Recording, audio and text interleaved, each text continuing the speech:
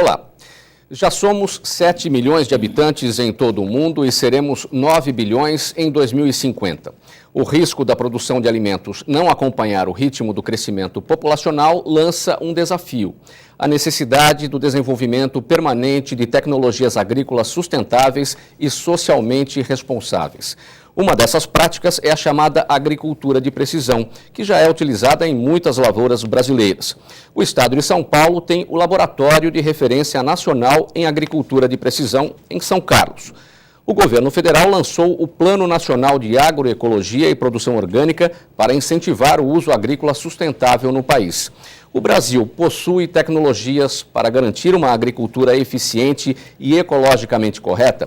Este é o tema do programa Assembleia Debate de hoje com os nossos convidados. Orlando Melo de Castro, coordenador da APTA, a Agência Paulista de Tecnologia dos Agronegócios, Ricardo Augusto Dias Cantac, diretor do Polo Regional do Médio Paranapanema, o vereador João da Silva Filho, vice-presidente da Câmara Municipal de Assis, e o deputado Estevão Galvão, do Democratas, integrante da Comissão de Ciência, Tecnologia e Informação da Assembleia Legislativa. Muito obrigado pela presença de todos aqui nesse programa Assembleia Debate. E você pode interagir com este programa no facebook.com/jornalista Mauro Friesman. Orlando, qual é o risco da produção de alimentos não acompanhar o ritmo do crescimento populacional, no caso brasileiro? Nós até hoje desenvolvemos tecnologia para a produção agrícola, com sistemas convencionais de pesquisa, de melhoramento, de uso do solo. Isso foi feito com grande competência e vem sendo feito pelos institutos de pesquisa da Secretaria da Agricultura, que eu coordeno, aqui em São Paulo, pelas nossas universidades, pela Embrapa, em caráter nacional. Mas o daqui para frente, esse desafio que você colocou na sua chamada inicial, realmente é muito sério. Quer dizer, por conta desses 9 bilhões de habitantes previstos para 2050, a FAO, um diagnóstico muito cuidadoso, muito profundo, viu quais as regiões com potencial de crescimento de produção para atender essa demanda crescente de alimentos, que já ocorre, essa demanda cresce já hoje. E ao Brasil coube a tarefa, nós dizemos assim, de aumentar em 40% a sua produção de alimentos, grãos, fibras e também energia, em relação ao que nós temos hoje. Esse é um grande desafio. Para cumprir isso, nós teremos que criar uma nova agricultura.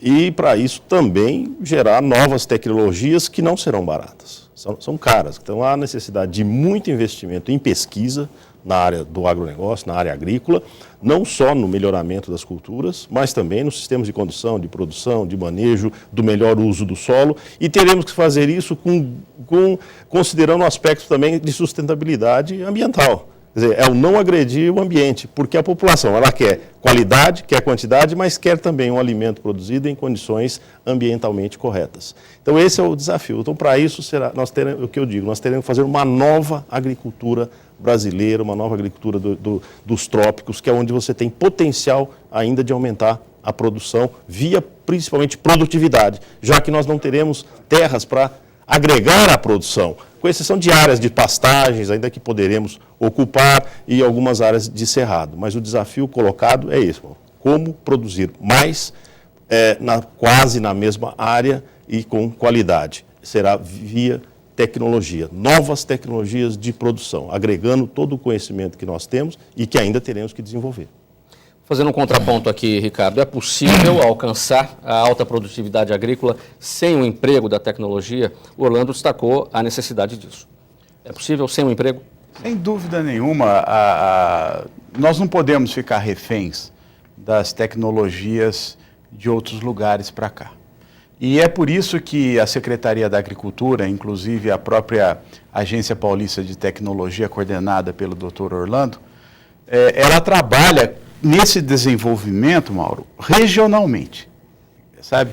Então, assim, vamos falar de precisão, vamos falar de agricultura de precisão, vamos falar de detalhes, mas esses detalhes, eles têm que ser desenvolvidos localmente. Por quê? Porque o ambiente produtivo, por exemplo, na minha região, que é o Médio Paranapanema, ele tem as suas particularidades. E essas suas particularidades, essa produção pode expressar, em combinação com novas variedades, com uma adubação especializada, com uma época de plantio, de colheita diferente e utilizando as suas diferentes culturas. Para isso, precisa-se muito estudo, muito trabalho, muito investimento, não é isso? E, às vezes, esses investimentos podem não ser nem de alto vulto, não precisa ser uma coisa tão onerosa. Mas o que precisa ter é um investimento de pensamento, de envolvimento, inclusive com outros segmentos, sabe? Com a educação, não é? Com a sociologia, com a socioeconomia, com a agregação de valores nos produtos ali produzidos. Isso tudo perfaz uma cadeia que é muito importante a gente atentar para ela. Nós temos que produzir com qualidade, também com quantidade, mas com responsabilidade socioeconômica, com impacto. Esses índices têm que impactar. Aonde? Não é só no bolso.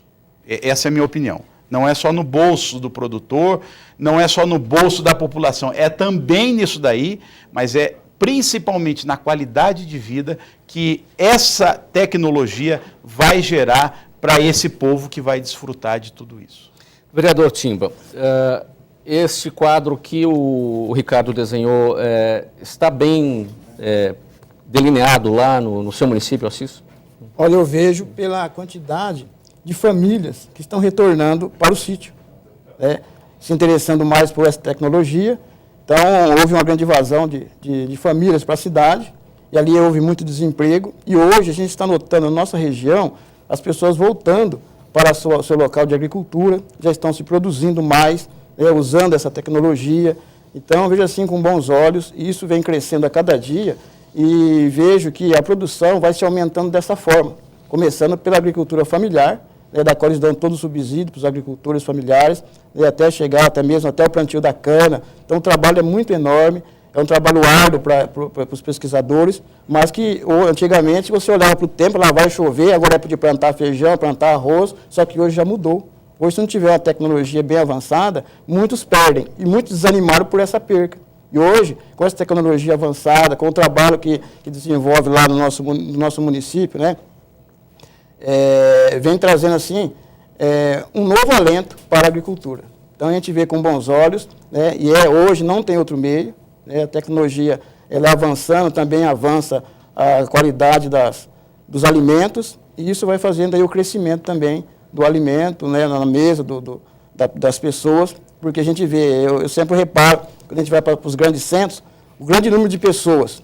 Só que chegou na hora da comida, ninguém planta arroz, ninguém planta feijão, mas todo mundo se alimenta. E se não tiver um respaldo para isso, logo vai se degradando, cada vez mais.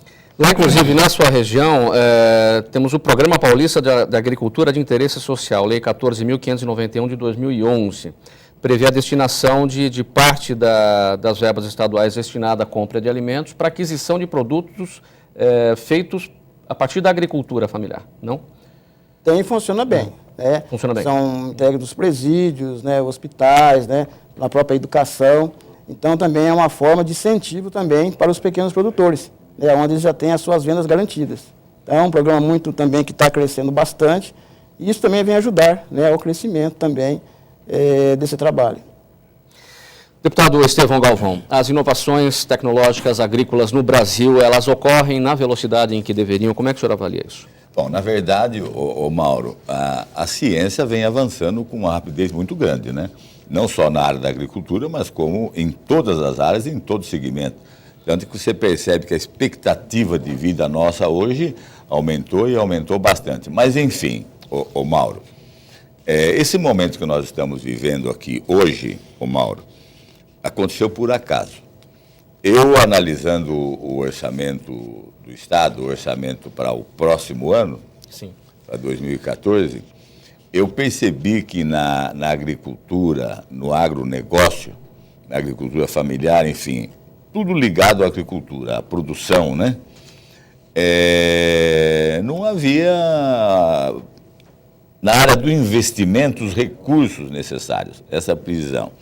entrei em contato com a Secretaria da Agricultura e tive o prazer de conhecer o Orlando, o Ricardo e o Timba, que já é nosso amigo da região de Assis, que é muito amigo aqui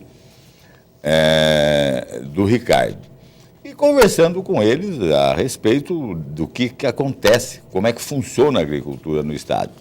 E eles me explicaram sobre a Agência Paulista, né, de Tecnologia, falaram também do Instituto Agronômico de Campinas, que funciona com 15 polos em todo o estado. Na verdade, eu acabei tendo uma grande aula. Uma aula na área de agricultura, que é uma coisa que eu gosto, mesmo porque eu construí a minha vida em Suzano. Mas eu sou nascido em Garça e eu nasci na roça. Eu lidei também com café, com arroz, com feijão, com milho e etc. Então eu gosto, na verdade, da área da agricultura. E sei da importância da área da agricultura. Bem, por isso eu rendo minhas homenagens a você. A abertura sua foi uma abertura, além de simpática, mas muito competente mesmo. Obrigado. Mas, enfim, e acabou que eu os convidei, conversei com a televisão, convidei o Orlando, o Ricardo, falei, vamos lá, tem muita coisa importante, Mauro. Tem, inclusive, algumas curiosidades.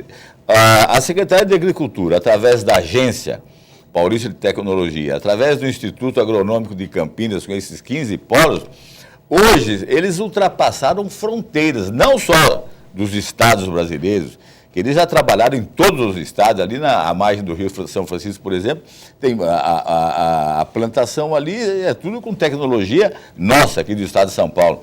E eles já também levaram a nossa tecnologia em outros países. O México, por exemplo, tem uma experiência na cana que lá dobrou a produção. E eles têm ainda, Mauro, alguma coisa que você, daqui a pouco perguntando, você conduz muito bem, com muita sabedoria, com muita competência, muitas curiosidades que me chamou a atenção na área da mandioca, na área do feijão, na área da própria cana, enfim, tem algumas curiosidades que a gente acaba se envolvendo e se empolgando.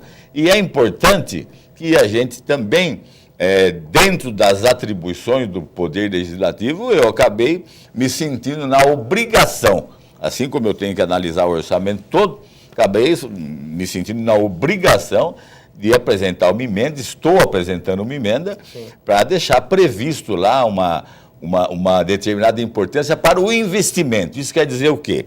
O governo deixou dinheiro para pesquisa? Deixou dinheiro para pesquisa. Mas para haver a pesquisa, tem que existir a estrutura.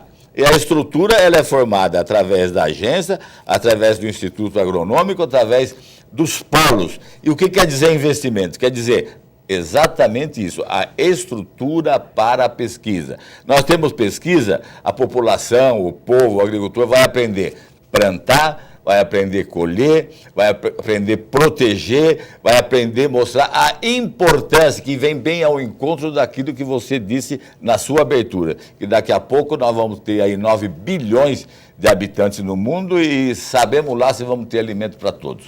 Você está na TV Alesp, este é o programa Assembleia Debate. O nosso tema hoje é aqui, novas tecnologias agrícolas.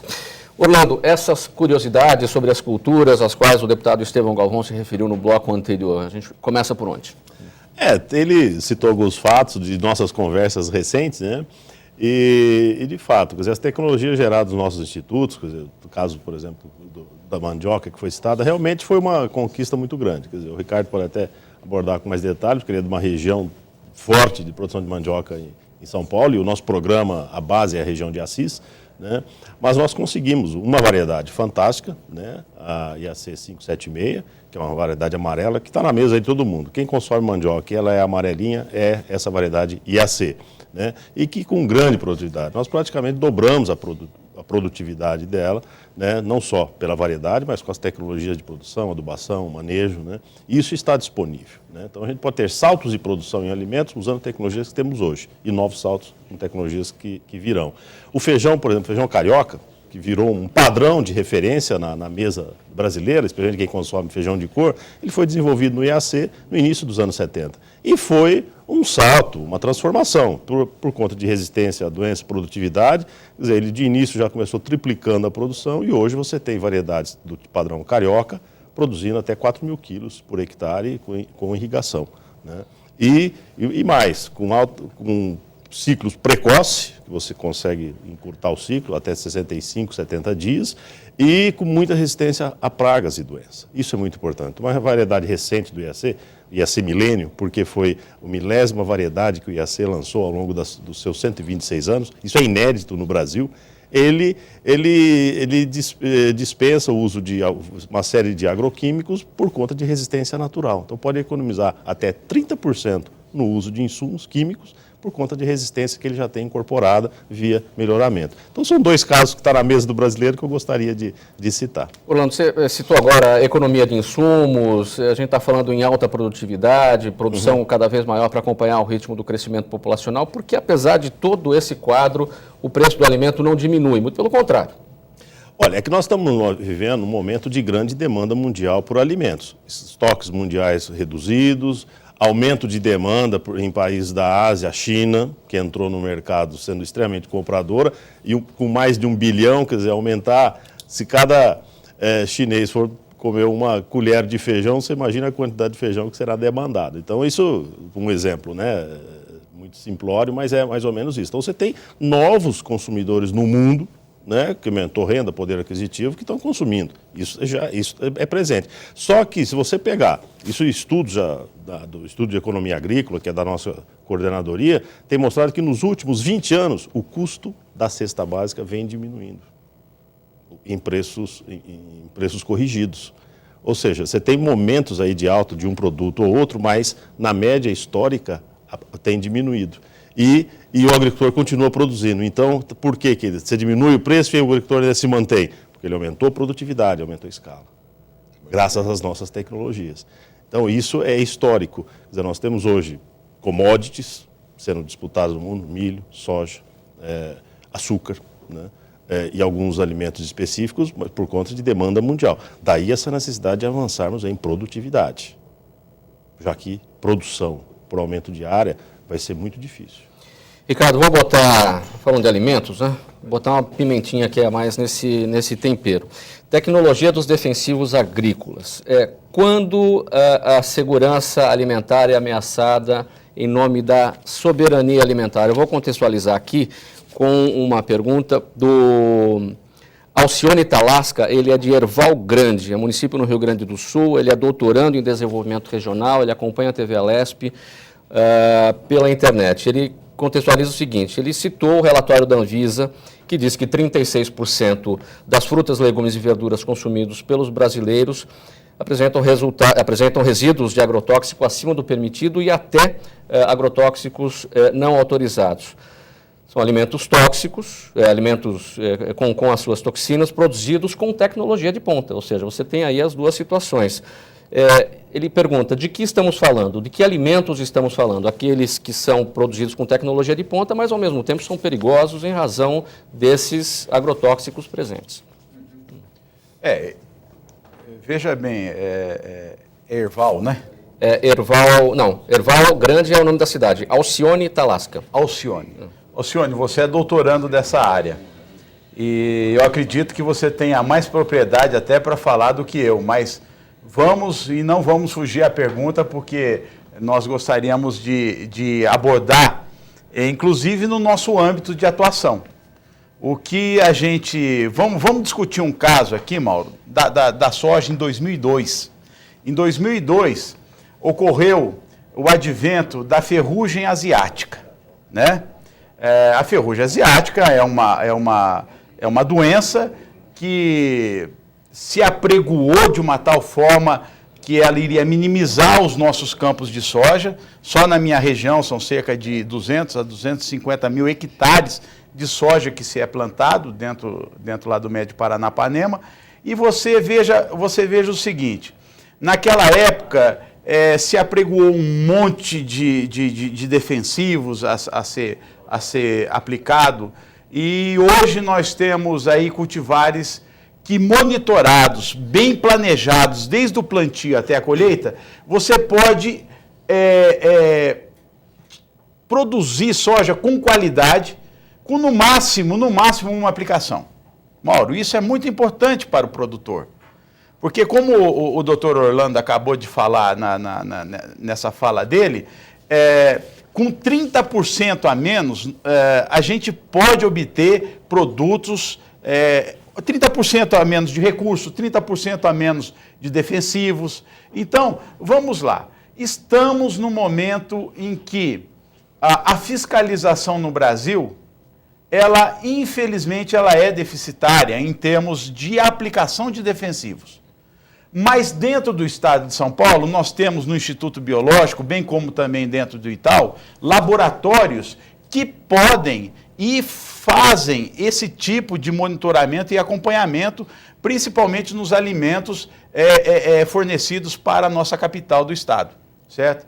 Então, estamos sim no momento de paradigma em que a gente deve pensar, em que os seus estudos nessa área precisa ser incentivados, motivados, precisam ser feitos de uma maneira bastante criteriosa e há muito espaço para esse estudo. Bom, sim, o problema existe. Está aí, as mães que amamentam, isso daí, mas não é de hoje. Isso desde a década de 70, já quando era do Walter Lazzarini, doutor Orlando, nosso secretário, antes dele ser secretário, ele já trabalhava com isso e foi constatado já no Polo Norte, inclusive em pinguins, traços de defensivos agrícolas que na época já eram proibidos e também no leite de amamentação das nossas crianças. São coisas que nos desafiam a ter mais sustentabilidade, não só ambiental, mas também de vida. Né? Quando você me faz essa pergunta, meu caro doutorando, você está me perguntando de vida. Para onde nós estamos indo? Né?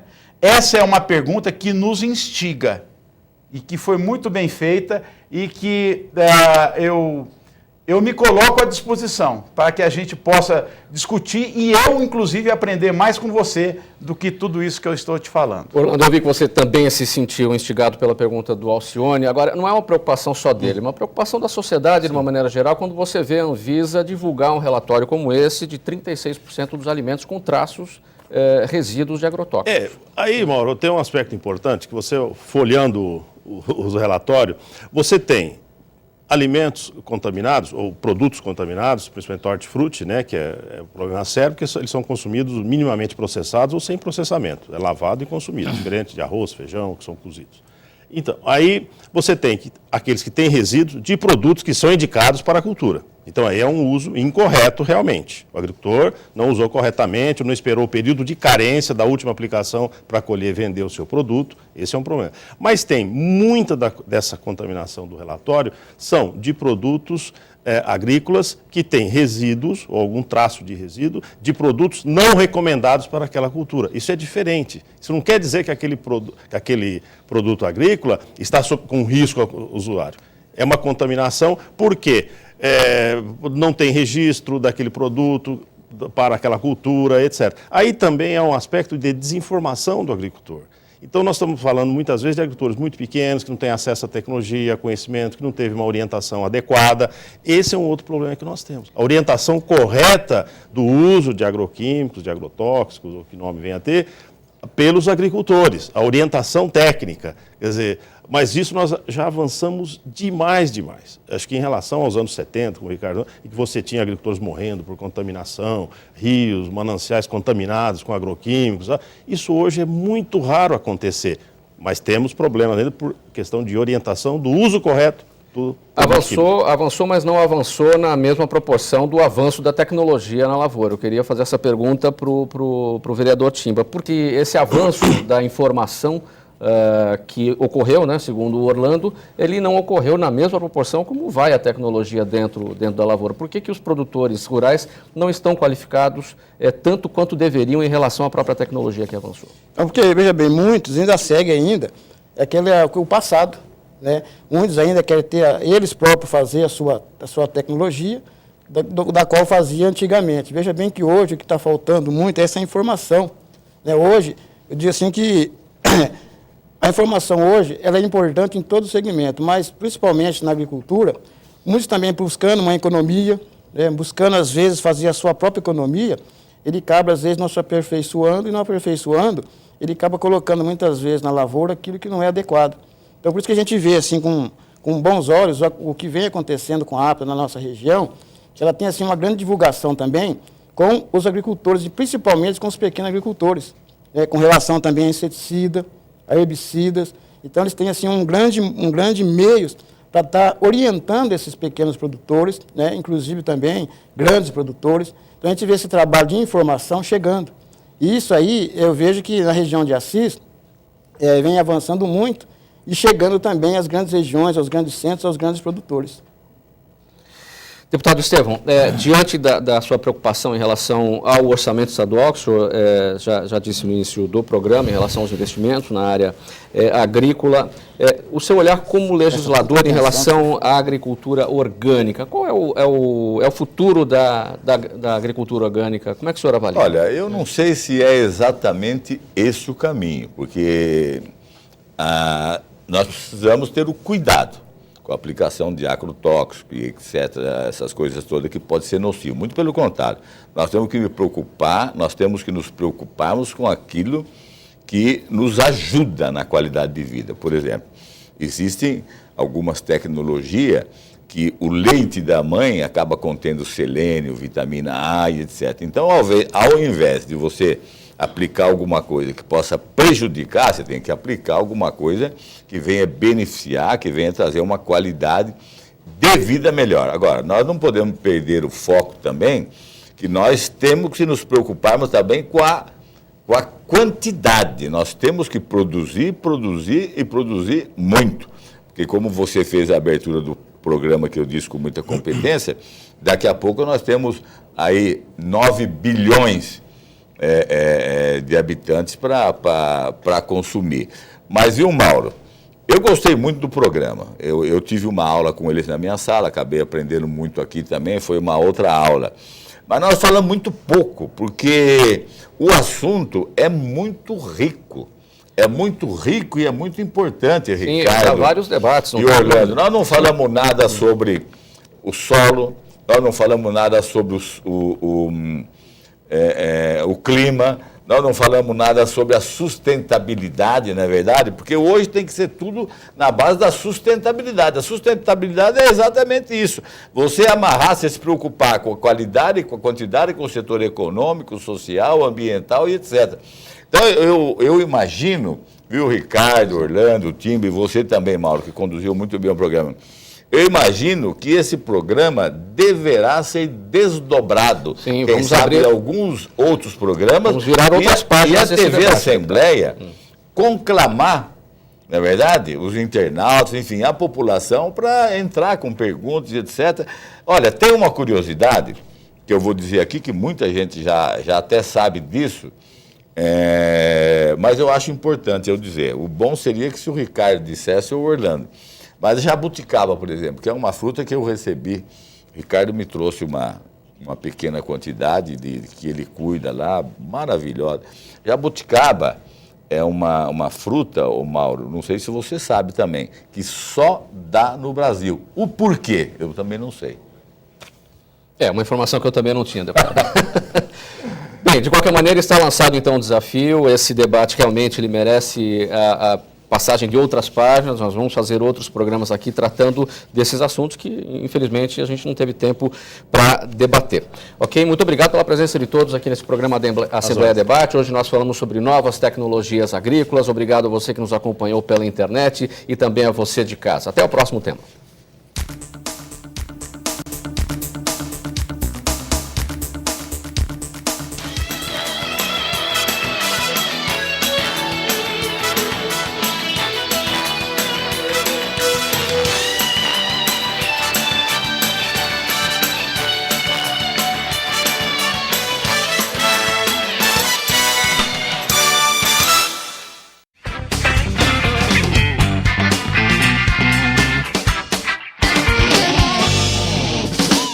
Olha, e nós já estamos de volta aqui no estúdio da TV em Foco, né? Aqui no canal 24.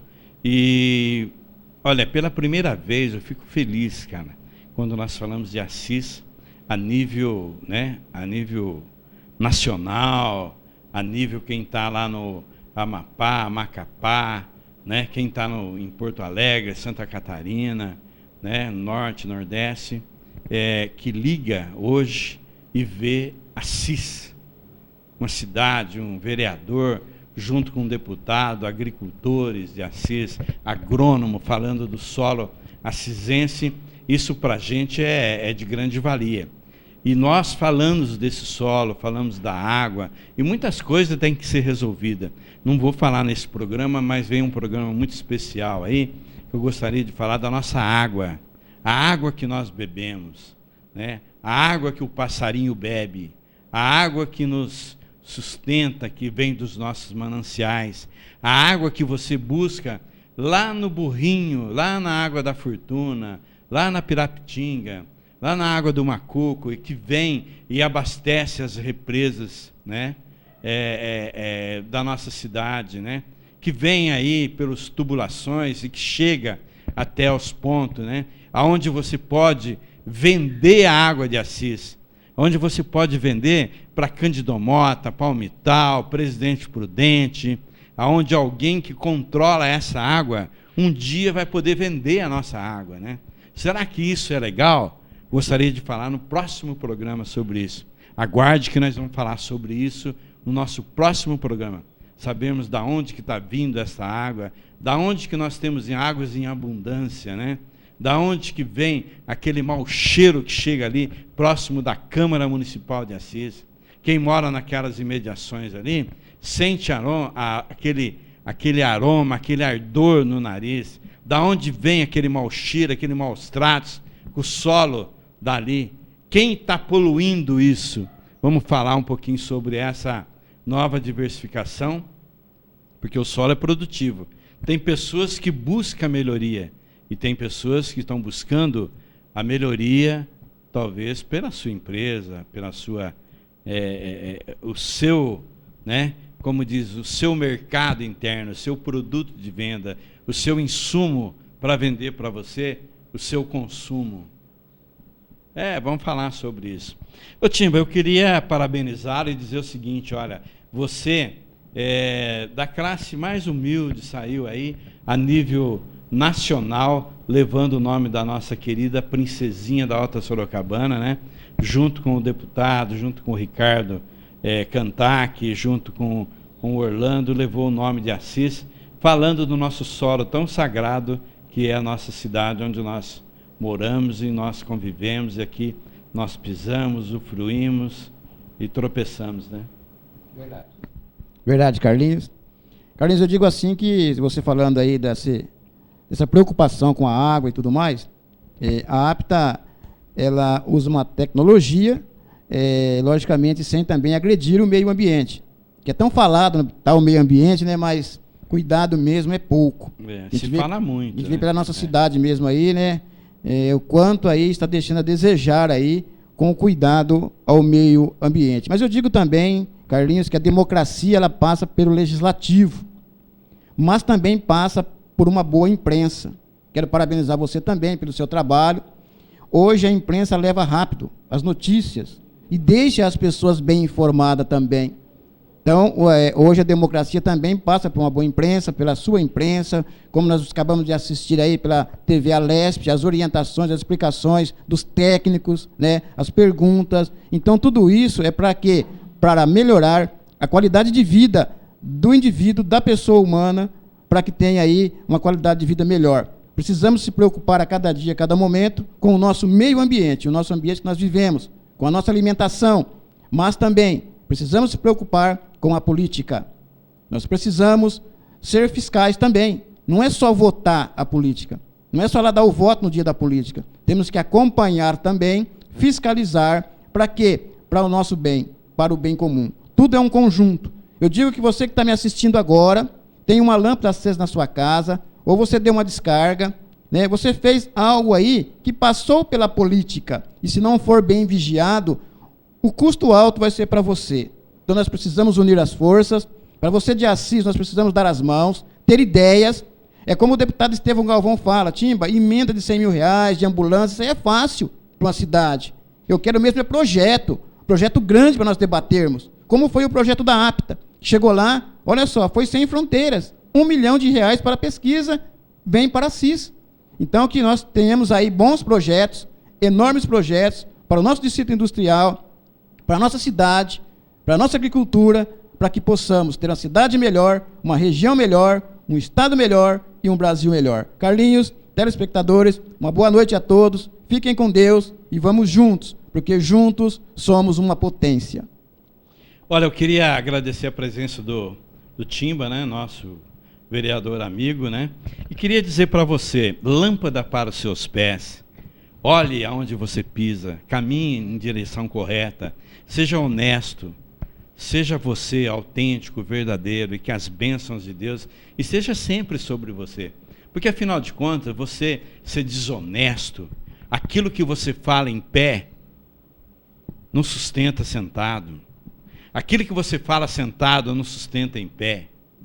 Aquilo que você é, para que você olhe no espelho e diga assim, olha, eu sou assim, será que os outros vejam você desse jeito?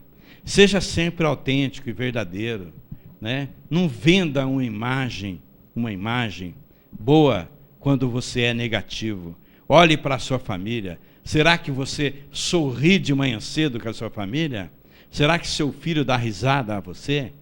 Ou dá risada de você? Aí é diferente, né? Então, olha, eu queria agradecer a TV em Foco, né? Agradecer a TV 24, canal. Nós estamos aqui mais um ano, 2014. Vamos continuarmos aqui, sem cacique, sem chefe, sem auditores, né? Sem nada. Aqui nós podemos falarmos a realidade, a nua e crua, a realidade real. Aqui ninguém boicota antes de começarmos. Não me leva a esse, não me leva aquele, porque o dia que tentarem fazer isso comigo, aí para que falar? Se eu ter boca e não poder falar, infelizmente, eu não vou estar feliz. E eu sou um homem feliz. Com a minha família, com os meus amigos, eu sou totalmente feliz, recuperado, amado e com certeza menos idolatrado, porque idolatria só com Deus. Até a próxima. E esse não é o meu último programa. Esse é o programa mais recente. Eu vou embora, vou apagar a luz e vou levar a chave do cofre. Até a próxima.